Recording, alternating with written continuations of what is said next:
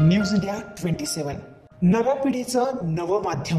नाशिक शहरात दाखल असलेले सोनसाखळी चोरीचे गुन्हे उघडकीस आणण्याकरिता आणि आयुक्तालय हद्दीत प्रभावीपणे गस्त घालून सोनसाखळी चोरांना प्रतिबंध करण्याबाबत नाशिकचे पोलीस आयुक्त संदीप कर्णिक यांनी आदेश दिले।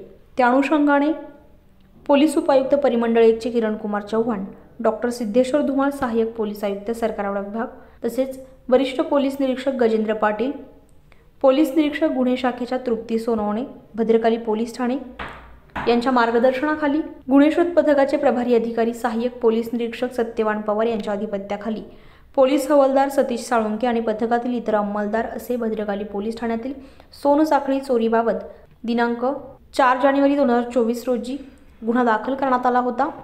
हा गुन्हा बीडी कामगार नगर भागातील आरोपितांनी केल्याबाबत गुन्हे शोध पथकास माहिती मिळाली।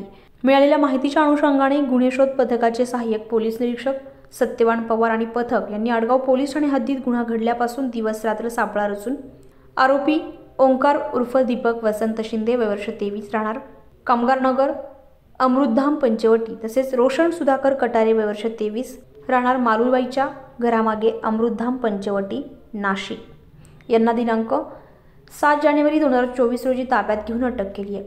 त्यांच्याकडे गुन्ह्याबाबत कसोसीने आणि कौशल्याने तपास केला असता त्यांनी सदरचा गुन्हा केल्याचं निष्पन्न झाले।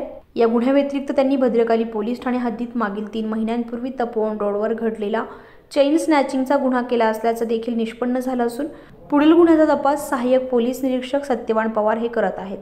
तसेच सदर गुन्ह्यामधील चोरीस गेलेला मुद्देमाल आणि त्यांनी गुन्हा करण्यासाठी वापरलेली मोटारसायकल पोलिसांकडून जप्त करण्यात आली आहे। मागील काही दिवसापासून शहरात चेन स्नॅचिंगचे गुन्हे वाढत होते, परंतु त्या संदर्भात माननीय पोलीस आयुक्त संदीप कर्णिक साहेब यांनी सर्व पोलीस स्टेशनच्या पोलिसांना प्रभावी गस्त करण्याच्या आणि गुन्हे उघडकीस आणण्याच्या मार्गदर्शक सूचना दिल्या होत्या। परंतु नवीन वर्षाच्या सुरुवातीलाच 4 तारखेला भद्रकाली पोलीस ठाण्यामध्ये एक कर्नाटक राज्यातून ट्रिप देवदर्शनाला आली होती। ती ट्रिप देवदर्शन करून जात असताना त्र्यंबकेश्वरला सदर ट्रिपची बस ही द्वारका सिग्नल येथे सिग्नलवर थांबली असता 2 मोटरसायकलवर अनोळखी इसम येऊन त्यांनी महिला त्या बसच्या खिडकीजवळ बसले असताना तिच्या गळ्यातील अंदाजे 4.5 तोळे वजनाची सोन्याची चेन खेचून पळून गेले होते।